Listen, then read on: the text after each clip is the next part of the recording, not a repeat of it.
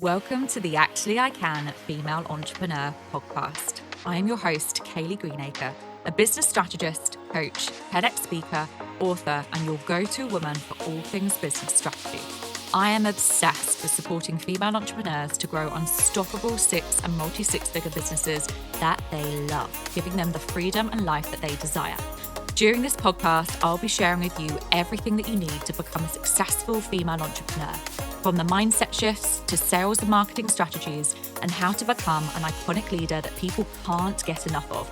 It is my mission to help you stand out, attract your dream clients and customers, and sell out of your offers with ease whilst building the business and life of your dreams. Let's make this your reality, ladies. Hello, ladies, and welcome to another episode of Actually I Can, the Female Entrepreneur podcast. And I'm joined today by the fabulous Rhiannon Bates, who is a PR expert and visibility and business coach. And we are going to be diving into PR and strategic visibility. Rhiannon, it's an absolute pleasure to have you here on the podcast. Oh, thank you so much. I'm so excited to be here. Thank you for inviting me.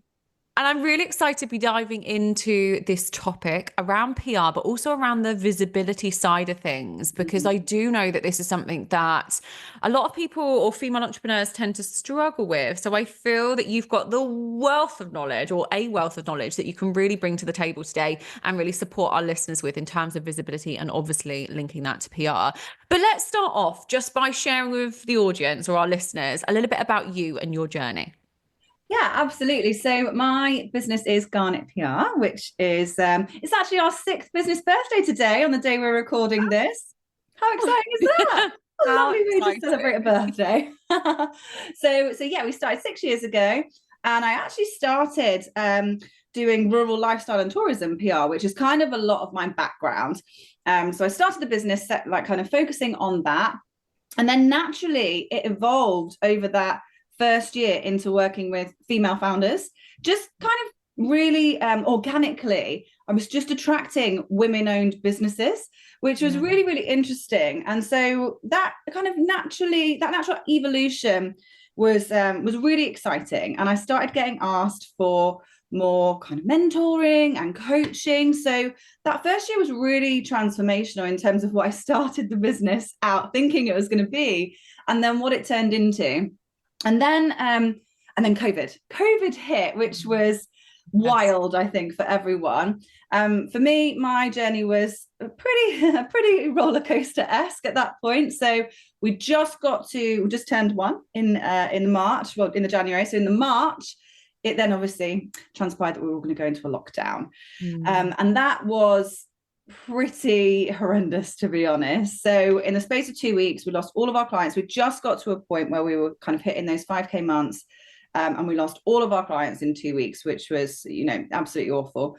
But it hit me pretty hard, and I actually burned out kind of spectacularly and ended up in hospital with 3rd-degree burns after passing out making a cup of tea, which was not the best, but it actually set the foundation for everything that we've done since, which is why I share it, because it's a really big part of the business journey. I'm really passionate now about helping women to build businesses without burnout, and strategic PR and visibility is the absolute key to that. So from that moment on, we really pivoted and, rebuilt that business over the kind of 6 months following my accident over the summer, literally by using PR and visibility. That was my only thing. I just showed up relentlessly in a very healthy way as well, I will add, so that I was obviously recovering from burnout. I don't want to go back to that point, but really, tapping into my 15 years of experience doing PR and how you can leverage that to be able to spread your reach far and wide and get in front of as many people as possible without having to hustle all the time. So that was really the turning point for the business, to be honest. And then we have gone from strength to strength ever since. We've now been working with, global female entrepreneurs. That kind of small little business dream that happened 6 years ago today is now completely different in terms of the levels that we've reached and the people that we've worked with and the things that we help people to do. So it's been a wild journey, but it's a very exciting one. And now we just absolutely love helping female entrepreneurs, just like your listeners, to grow their businesses and to use the power of PR so that they can do business without burnout and get really powerfully visible, without feeling like they have to hustle all day, every day, and sacrifice their well-being for making a few pounds here and there. So there's an easier way, and that is what we help people to do. Oh, amazing. And thank you so much for sharing a little bit more about your journey there. And absolutely, I think you're correct. You're so right in terms of saying that PR is such a great opportunity, and we don't want people to feel burnout. And I think that's the thing, isn't it? Just through your own experience there, or just an example, but it is and can be very easy to burn yourself out as a female entrepreneur. So I know it's about managing lots of different things, but we're here to talk about visibility and kind of leveraging PR to an extent, right? So how can, I think with the whole concept of PR, it can seem a little bit daunting or scary for some people, especially for those that aren't as knowledgeable with PR or kind of maybe sort of new to PR. Is there anything that you can suggest in terms of those that are potentially approaching or want to approach PR, to strategically to support them without feeling almost as if they have to be everywhere at once and doing so many different things? Yeah, of course. And it is daunting. I remember my first day in the job when I was fresh out of uni and starting as an assistant PR officer.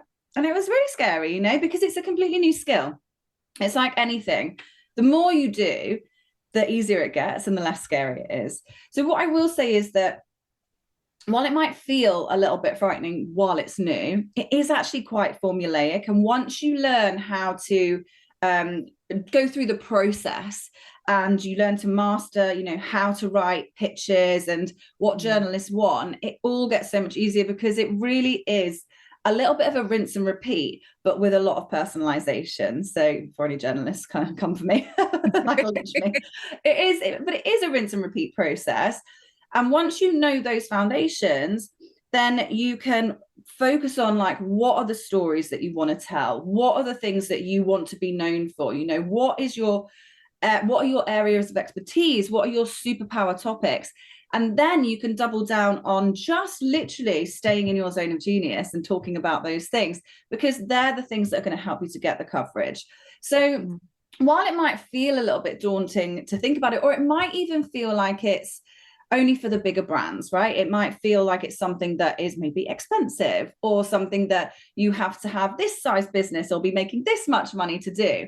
It's actually not true. The only thing that you need is some really simple brand foundations, some really simple business foundations. You need to know who you are, who you help, what you do, and what you want to be known for, right? So that's it. And really, a strong business should know that anyway. You should know that when you're growing your business, when you're, maybe not in the first few months, first 3 to 6 months, you're probably figuring that stuff out. You're going to try and test some stuff. But by sort of 6 months to a year, you really should have those strong business foundations in place, because thinking about your other content channels, we don't want to be confusing people. We don't want to be confusing the audience. We want them to know you for your thing. And so it's just using exactly what you need in all other areas to grow a business and just using that for your PR. You're just adding in another visibility tool. And it really doesn't have to be scary. It gets to be easy when you're approaching it really cohesively. It's like one kind of business ecosystem. Fascinating. Really, really interesting. And I think, with PR, there are probably a number of people, maybe even listening to this podcast as well, that might think, isn't PR, just being featured in the press? And, quite often that, there's ways of being able to pitch to journalists and sort of be able to get featured in that press. But it's so much more than just being featured in the press, isn't it? Is there anything that you can break down or can give to our listeners that will, that will kind of justify that to an extent and that helps them actually build that sustainable business? Yeah, absolutely. And it is, when people say PR, you kind of think of the traditional media relations. Exactly. So featuring in the press, magazines, TV, radio, newspapers, that is what people think of. They also think of things like Samantha from Sex and the City, absolutely fabulous, going out drinking champagne, all these parties. Sadly, it's not like that anymore. Maybe in the 70s, but it's actually a real art form now. And there's so much more available to us with kind of the evolution of the digital world, which is so full of opportunities. It's opened so many more doors. So I focus on what I call OPAs, like tapping into other people's audiences. That is my kind of area of PR. that I like to teach my clients and help them with. So that is things like your traditional press, featuring that, because that is still like absolute gold. It's still head and shoulders above a lot of other visibility because of the transferred trust from being in a respected publication and how you can leverage that. But there's also things like podcasts like this. Being here today is a PR thing, you know, like being a guest on someone's podcast is a PR exercise. And they're really, really powerful because you're effectively doing the same thing as featuring in the press. You're getting in front of someone else's audience, and you know, you're having those great conversations, you're sharing your expertise, you're sharing tips, you're sharing advice, you're sharing your story, whatever it is that you're sharing. It's just a different format of doing that. So podcast guesting is a huge PR opportunity for everyone out there. And the other one is guest speaking, which podcasting could fall under, you know, but speaking on stages, hosting guest masterclasses, being at events, things like that. Anywhere where you are showing up in front of another audience, tapping into someone else's audience with value, I have to add, like the most important thing to get results is to be doing this with value in mind and the audience first. Like that is the sweet spot, like the kind of holy trinity, if you like, of modern day PR, traditional media relations, podcast guesting, and guest speaking. And it's so available to everyone. Think about how many opportunities there are out there right now that you could be tapping into. It doesn't have to be scary. Like these things are all here and available to you. Absolutely. And I think it's a case of, you know, going out there and asking as well, especially with things like podcasts that, you know, there are so many podcasts out there right now where people could be tapping into those and connecting with podcast hosts, for example, or going to experts such as yourself and asking you to support them in terms of crafting their story and putting ideas together, etc., which we'll dive into in a minute. But I feel like there's just so many possibilities out there, isn't there? So many opportunities. And it is a really powerful thing to tap into other people's audiences. Is there any sort of big mistakes, or what are the biggest mistakes that you see entrepreneurs making when they're trying to get media coverage or collaborating with other people within their own audiences? I mean, there's one really standout one, and it might feel really odd to think of this as a mistake, but it's the kind of natural go-to that we believe that we should be in when we start an online business and we are in that sales mentality. So if you approach PR from how can I sell something, I'm just going to go and sell, like that is not going to get you results, because that is effectively advertising, but you're wanting it for free. No one is going to give you that, right? They want, and this is really, really important. It's actually a really like golden tip, this. Everyone who is a host of something or is an audience owner, they want to give their audience value because they want to obviously increase their own credibility, their own authority, their own trust with their audience, because that is what is going to generate the sales, right? That is what leads to a consumer going down that purchasing pathway. But if you come in to tap into someone else's audience and you just want to sell your own stuff, where is the value in that? That is of no value to the host or the journalist, you know, or the event organizer. That's of no value to them whatsoever. People don't like to be sold to. And I know we're going to talk about storytelling a little bit. And this really is key, because actually storytelling is selling, but you just get clever with it. So if you go into a podcast interview and you just want to sell something, or you speak on a stage and you're just selling your program, like we've all been to events where people have paid to be on stages and all they do is sell at you for 20 minutes and you basically like have a little nap or you chat to your neighbor, right? You're not connected with that person, you're not listening, you're not taking it in, because you're not getting anything of value, you're just being sold to. And we don't like that as human beings. We feel very resistant to it. So the key thing is to always think audience first. How can I give value? How can I be of service within this opportunity? Because that is what is going to get you featured. It's going to secure you the interviews. It's going to secure you the press articles. It's going to position you as an expert, because let's be honest, when you're selling your thing, actually, you're just saying what you want to say. You're not showcasing your credibility and your expertise and the amazing advice that you have to give, or incredible tips that you have in your locker that you can share. You're not demonstrating who you are and how you can help people. You're simply saying, buy my thing. And actually, that is the fastest route to getting a no, or to being cut from a piece, or to be even being blacklisted. If you consistently just pitch sales stuff to journalists, you're going to be on their blocks list. So always think audience and value first. How can I be of service? And trust that is going to build your credibility, your authority, your expert status, get you more yeses, bring in the right people into your audience. And then you get to nurture them, and the sales do come, and you actually fast track it because you've built that credibility, authority, and expert status through these external channels, not just on your own social platforms where you can say what you want. You're getting that transferred trust. So it might feel a bit backwards to approach something that without selling when you want to make sales, but trust that it does happen, and it actually happens faster and better and cleaner and easier if you're doing this stuff.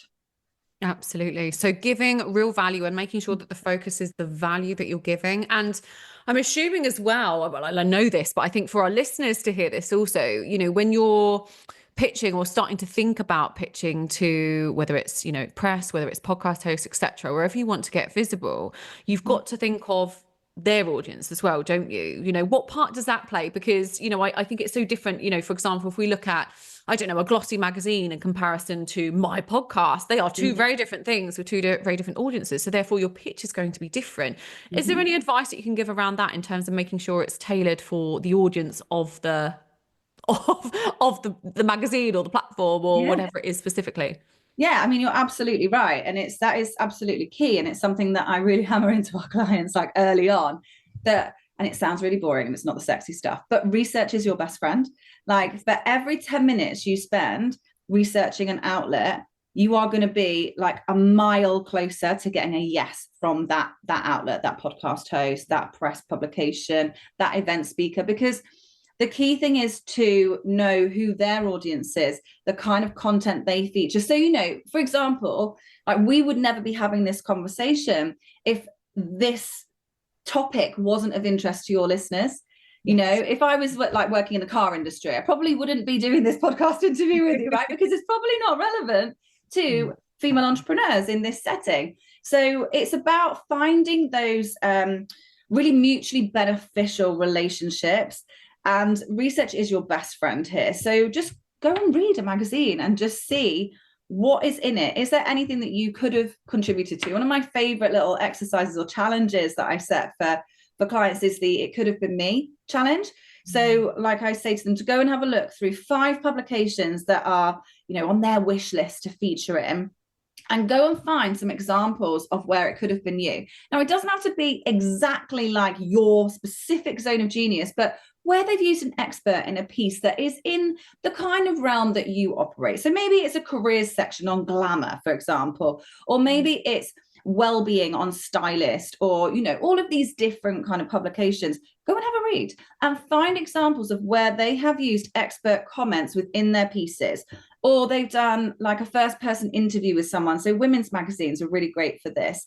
Things like the Mail Online, love it or hate it, widest read publication in the world online. The reach of that and the SEO benefits of it are humongous. Like it is an absolute gem for getting your brand out there and helping your website and things like that to rank on Google, which is really important. So go and find some examples, because when you start to see that this is all possible and people just like you are getting these results, your subconscious brain will also believe that.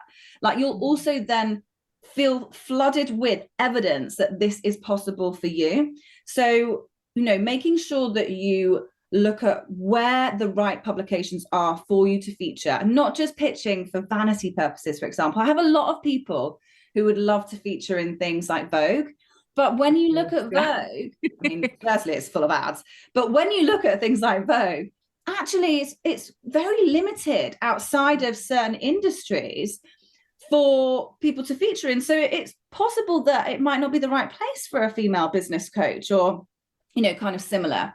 And it's lovely to have that dream. And of course, if you can find a great angle to pitch that would work for them, I encourage you to do it, because the leveraging of that result will, you know, work really hard for you, even if it's not necessarily your exact right audience that's going to read it. But chances are you would be better off finding somewhere that's going to have a little bit of a bigger impact for you with immediate effect. So yeah, research, really boring like sounding, but grab a cuppa, glass of wine, flick through some magazines. It sounds quite nice, to be honest. Absolutely. And you know what, I can echo exactly what you've said there in terms of doing the research, but then also thinking about, again, it goes back to that giving value to for the media and for the audience of that particular media. I mean, I alone, for this podcast have had hundreds of applications over the last couple of months alone. And the ones that really stand out are the ones that have an intriguing or interesting story that I know my audience will love, or B, they're going to bring something of real value to my audience. And they're the ones, when I'm going through, and I did just before Christmas go through nearly over 200 applications in just that one week. Yeah. And my brain was like, wow, these are so many incredible women. But the ones that stood out were the ones with an incredible story, or really bring in some, some expert, but really clear, crisp value that I know my audience would love. So I would absolutely echo that as a podcast host, but I know that and understand that any media and anyone that's either hosting or, in terms of magazines, websites, etc., they are looking for value. They're looking for people that can bring something to their audience. Absolutely. So absolutely echo that. And one thing that I know we kind of touched on, but we haven't dived into yet, which I'd love to know your thoughts on this, is storytelling. So we've touched on value, and I know value is so important, but also storytelling, as we know, plays a big part in PR. How can our listeners craft stories that the media actually want to cover? How can they do that? Because I remember, just as an example, I remember when I first approached my very first PR expert, and I was like, I don't have a good enough story. I haven't gone from 0 to 1 million, and and I don't really know what my story is, and why would that be a good story? And it was really interesting to hear her expertise. And I know we have spoken about, further down the line, which is more now, but it's really interesting and fascinating, I think, in terms of you as an expert, as a PR expert, or what you would think in regards to what makes a good story. Is there any advice you can give around that?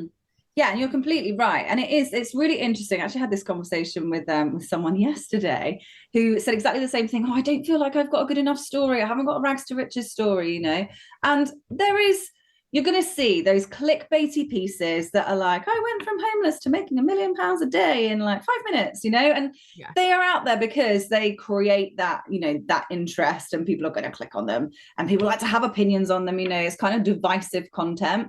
But here's the thing, you don't actually need to have a rags to riches story to be interesting. Like, there are people out there who will resonate with different parts of your story, no matter what that story is.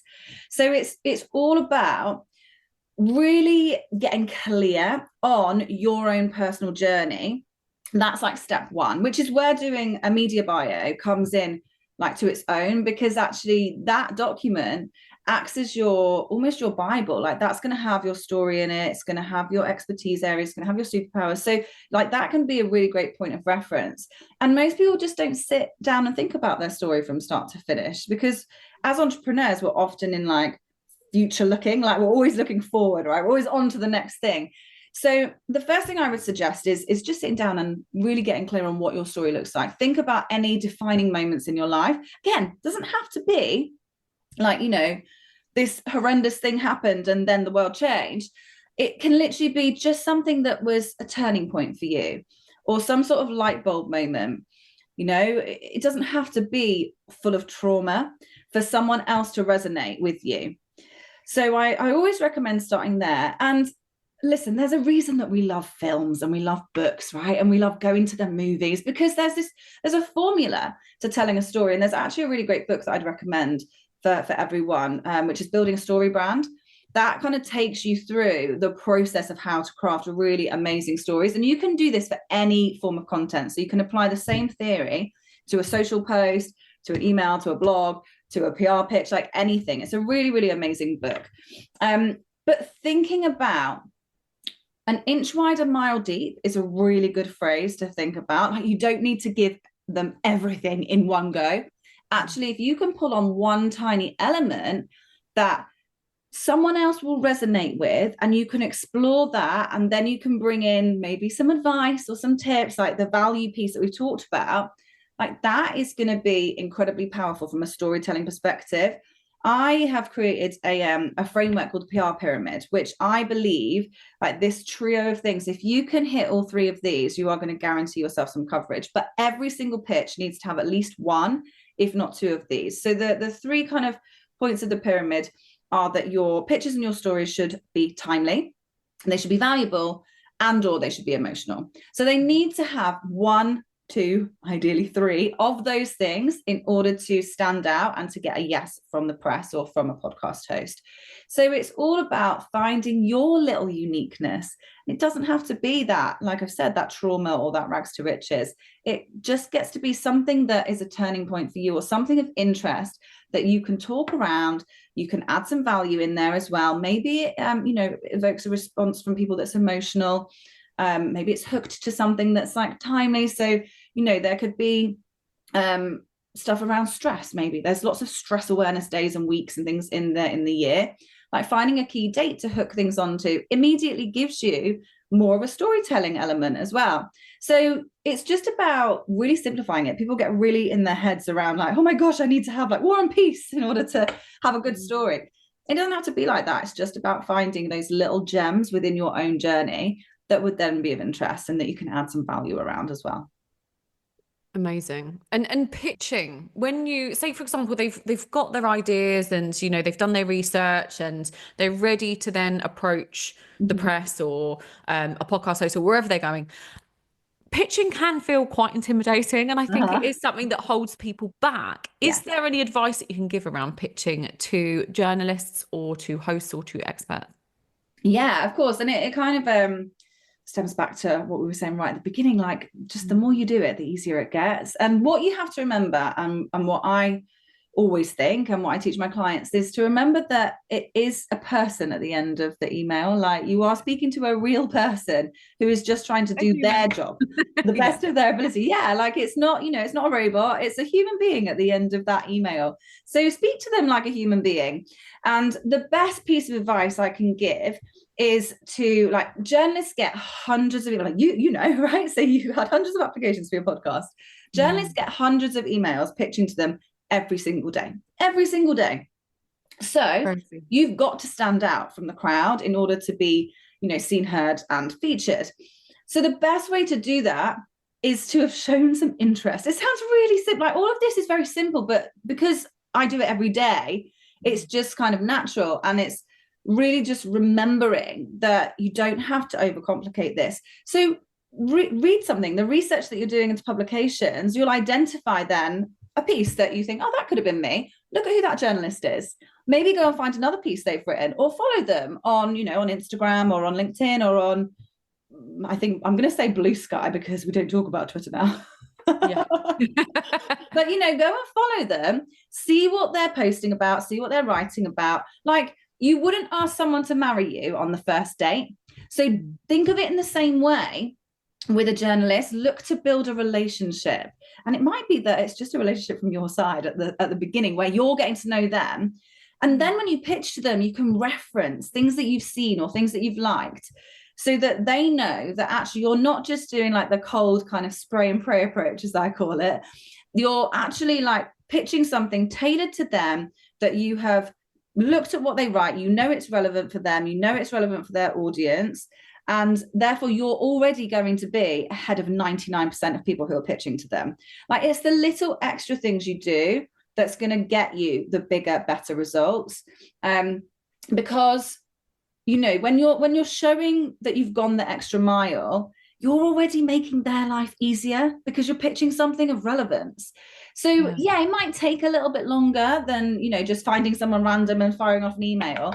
But like, imagine spending an hour finding hundreds of emails and getting no results because you're not pitching anything relevant, versus spending an hour researching, finding the perfect journalist, getting to know their work, sending them one email and getting an amazing piece of press coverage or a podcast interview or an event booking. Like, that to me makes so much more sense. So it's just about kind of simplifying and going the extra mile and building the relationships. Like, always say thank you when someone features you. Of course. Right? It's really common sense, but people just don't do it. Say thank you. Check in with them. Just say, hey, we worked together on this piece, whenever it was, if you get featured. just wondering if you're working on anything that I can help you with, like, just literally a simple check-in, or even just send them like a Christmas card, a digital Christmas card, like little things that build a relationship. Or if they've written a really fab piece that you've read, email and be like, I read your piece in, Woman magazine today, just wanted to email and say how amazing I found it. I particularly liked this thing. Like, it doesn't have to be asking anything and not asking anything of them. You're just connecting. And that makes pitching so much easier, because then it becomes like a relationship thing, as opposed to you pitching like cold to people that you don't know. And that feels like a bit awkward, doesn't it? We don't like that. No, but you've put it in the most simple terms, or simple way there, in terms of it's building relationships, building a rapport with another human being. And that's exactly what it is. And I think it's, I mean, I always set my own, clients certain things to do every day. And if PR or visibility is one of your targets, for those that are listening to this podcast episode, maybe set yourself a challenge or set yourself a target every day or every week to just reach out, or to, do your market research, to read maybe some of the publications that you want to feature in, and actually just reach out to them. Because I just don't think there's any harm in reaching out, in touching base, and like you said, showing interest and saying hello. It goes a long way sometimes, doesn't it? And it really does, building that, building that rapport, should I say, sorry, and that communication is absolute key. Absolutely. Yeah. It's just connections, it's relationships, it's the same in all areas of business, right? It is being in the room and having an incredible network is the thing that's going to help you to build your business and to get more opportunities. So I see PR in the same way. It's just a new room for you to get into. Absolutely. Absolutely. So I know that a number of our listeners are focusing on visibility, and they're potentially interested in PR as well. How can PR really support and help female entrepreneurs with being seen as that go-to expert in their industry? Yeah, I might be a little bit biased, but I think it's one of the most powerful ways. And there's a reason that, all the biggest entrepreneurs that are everywhere at the moment all have these incredible, as seen in media logo banners. They all do PR. They're all featuring in the press, because it is literally one of the most powerful, influential tools that you can use. So, I've been to a lot of business events over the years. I've seen people like Stephen Bartlett, Marie Forleo, Nick Pigeon, all of the big kind of, global entrepreneurs. And every single one of them, in their, introduction kind of bit, when they get on the stage and they've got some slides behind them, every single one of them in the first couple of slides has their as seen in page, their featured in page. They are sharing articles, or they're showing media logos. They're really showcasing these incredible opportunities that they've secured because of the credibility of those pieces. So when you get featured in the press, you get that transferred trust from another audience, from being in front of that audience, from using that very trusted, recognizable logo.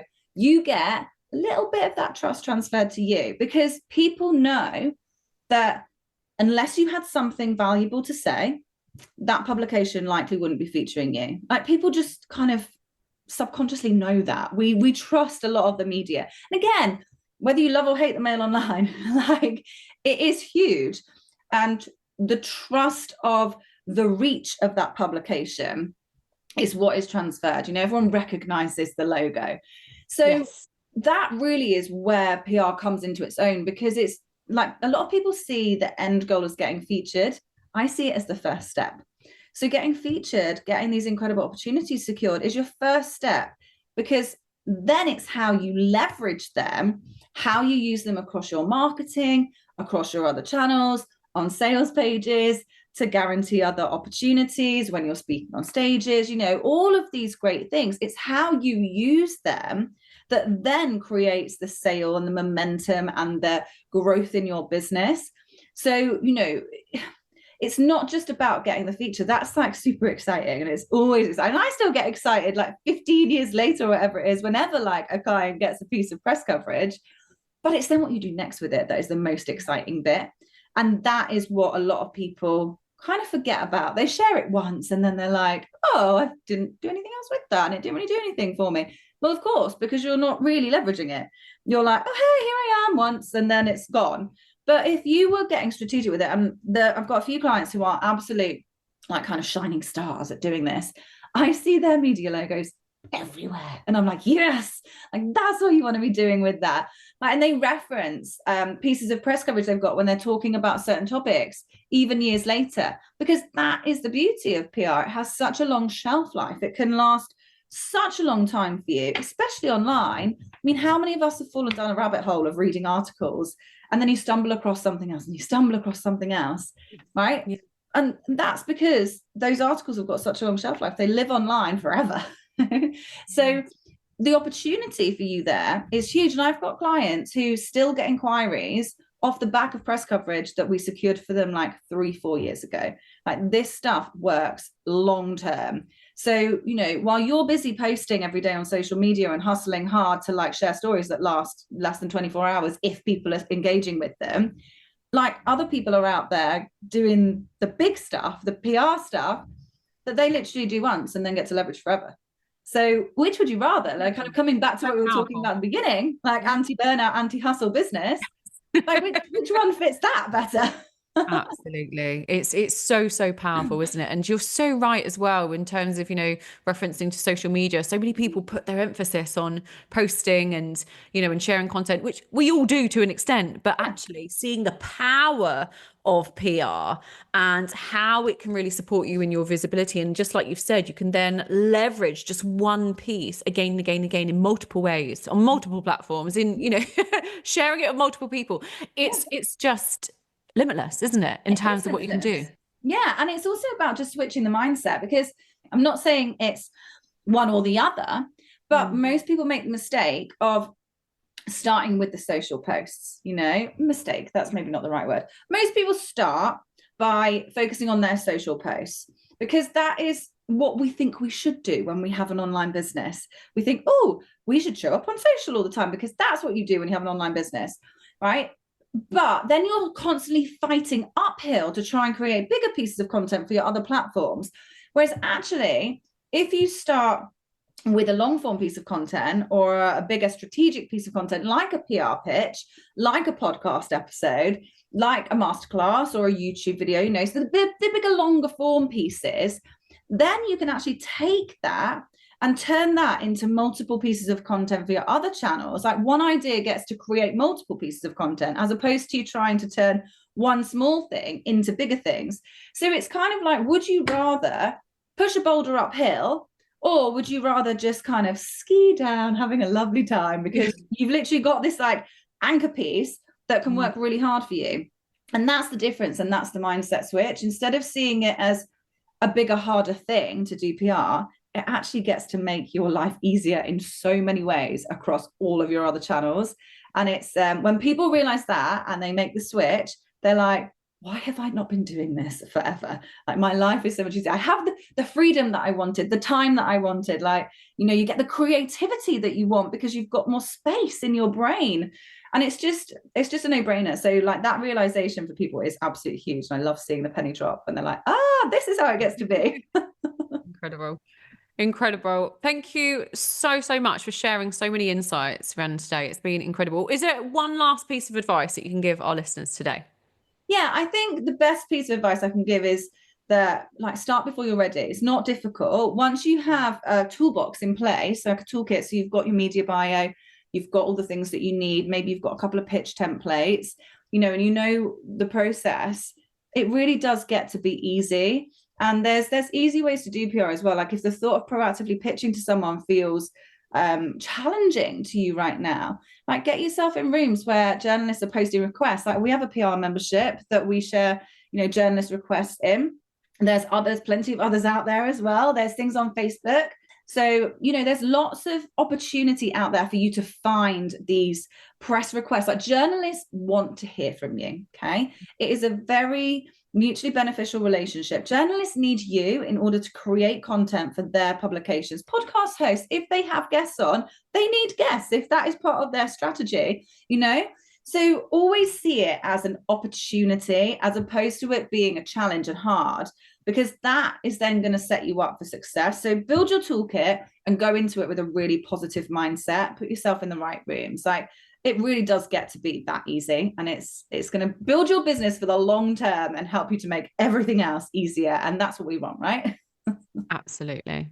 Yeah, incredible advice. Thank you so, so much for all of your insights, all your advice today. And for anyone that is listening, honestly, go and connect with Rhiannon. She's absolutely incredible at what she does. Where can people connect with you and find you? So best place to find me is on Instagram. I'm usually hanging out there. So I am at GarnetPR_UK over there. And if you want to grab yourself a little freebie, I've got a gift for you. So I have got the Ultimate Press Success Checklist, which will give you everything you need to get started with PR. So that is at my website. So www.garnetpr.com/PR checklist. You can go and grab that. That's totally free. A little gift from me to you. And that should get you set up and started. Oh, amazing. Thank you so much for sharing that as well. And absolutely, for everyone listening, go and give her a follow, go and connect with Rhiannon. She's incredible, like I said, at what she does. And if you're ever needing PR support, then she is your lady. So absolutely go and drop her a message. Rhiannon, we're coming to the end of the episode. There's just one question I want to finish with. And I ask everyone, every single guest on the podcast this: what is your one word of the year and why? This is a really interesting one. I know we've spoken about this a little bit. So for me, this year looks a little bit different because I'm actually going to have a baby this year, which is very exciting. Very exciting. So this year's word of the year is still kind of TBC, but I think it's going to be something along the lines of like present or soft or something like that. Like that previous years, they've been those really like motivational, like big kind of growth words. But this year, the business is in such a lovely place where we're going to keep operating. We're going to keep serving clients. We've got amazing things that you can go and log into, go and tap into, join our PR membership. Everything's still running.